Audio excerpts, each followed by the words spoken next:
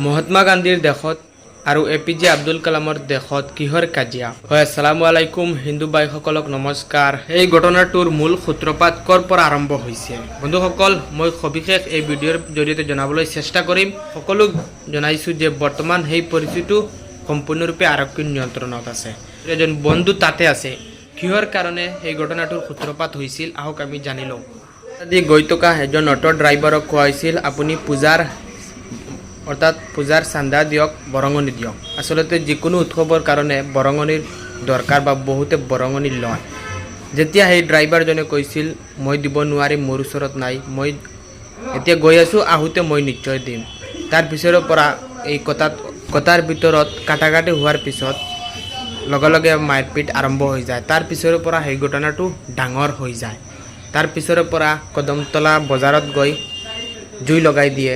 পিছত দুয়োটা পক্ষই ডাঙৰ এটা হুলস্থুলীয়া পৰিৱেশৰ সৃষ্টি কৰি মছজিদত আক্ৰমণ কৰে, য'ত বহুকেইজন মানুহ আঘাতপ্ৰাপ্ত হৈছে। শুনিছোঁ 2জন মানুহৰ মৃত্যু হৈছে শুনামতে। গতিকে সকলোৱে এই সময়ত নিজৰ আইন শৃংখলা বজাই ৰাখক, আৰক্ষীৰ নিৰ্দেশ আপোনালোকে পালন কৰক, কামৰ পৰা বিৰত থাকে। যেনেকৈ কিছুমান ফেক ভিডিঅ' মছজিদত আক্ৰমণ কৰা হৈ আছে, সেইবোৰ ভিডিঅ' শ্বেয়াৰ কৰি আছে বা মন্দিৰত আক্ৰমণ কৰা হৈ আছে। যি হওক, মুঠতে বেয়া কামৰ পৰা আপোনালোকে বিৰত থাকক, আপুনি বাচক, বেলেগকো বেচাৰ সুযোগ কৰি দিয়ক। কিয়নো এইখন হৈছে মহাত্মা গান্ধীৰ দেশ, এপিজে আব্দুল কালামৰ দেশ। আমি সকলোৱে এজনে আনজনৰ সৈতে মিলিজুলি চলিব লাগে।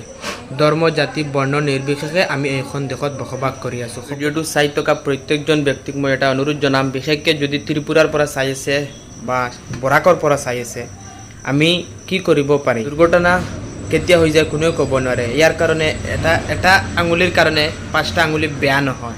গতিকে আপোনালোক সকলোক মই অনুৰোধ জনাম, বহুতো আমাৰ হিন্দু ভাই বন্ধুসকল আছে, তেওঁলোকক যথেষ্ট ভাল।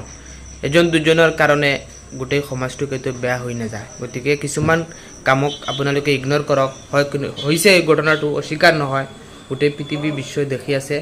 এনেকুৱা ঘটনাকটো আৰক্ষীয়েও নিন্দা কৰিছে, সকলো হিন্দু সমাজেও নিন্দা কৰিব। গতিকে আমি অনুৰোধ জনাম সকলো ভাই বন্ধুসকলক, বিশেষকৈ আমাৰ হিন্দু সনাতনী ভাই বন্ধুসকলক, যে আপোনালোকে অন্ততঃ এইবোৰ কামৰ পৰা বিৰত থাকক। 2জনৰ কাৰণে গোটেই সমাজটো কেতিয়াও বেয়া হৈ নাযায়। এইটো আৰক্ষীৰ নিৰ্দেশ পালন কৰক আৰু অতি শীঘ্ৰেই স্বাভাৱিক অৱস্থা হৈ যাব। কৰিমগঞ্জ জিলা উপায়ুক্ত মহোদয় আৰু ত্ৰিপুৰাৰ প্ৰশাসনিক বিষয়াৰ লগত অতি শীঘ্ৰে আলোচনা কৰি বহি, কিয়নো অসম আৰু ত্ৰিপুৰা বৰ্ডাৰ একেলগত, আৰু কোনেও যাতে আইন হাতত তুলি নলয়, ইয়াৰ কাৰণে মোৰ দ্য আজাৰবাই ফেচবুক তৰফৰ পৰা সকলোক মই অনুৰোধ জনাইছোঁ যাতে কোনেও আইন নিজৰ হাতত তুলি নলয়। এইখন ভাৰতত হিন্দু মুছলিম হৈছে এটা মুদ্ৰাৰ 2টা পিঠি। গতিকে যোনে হিন্দু মুছলিমৰ মাজত কাজিয়া লগাবলৈ চেষ্টা কৰিব, আইনৰ আওতাত আনি তেওঁক উপযুক্ত শাস্তি প্ৰদান কৰা হ'ব। গতিকে মই অনুৰোধ জনাম, এই ঘটনাৰ লগত জড়িত প্ৰত্যেকজন ব্যক্তিক উপযুক্ত শাস্তি প্ৰদান কৰা হওক। ইয়াৰ লগত কোনো ষড়যন্ত্ৰ আছে নেকি, কিবা ৰহস্য আছে নেকি, আইনৰ আওতাত আনি দোষীক উপযুক্ত শাস্তি প্ৰদান কৰা হওক। ধন্যবাদ।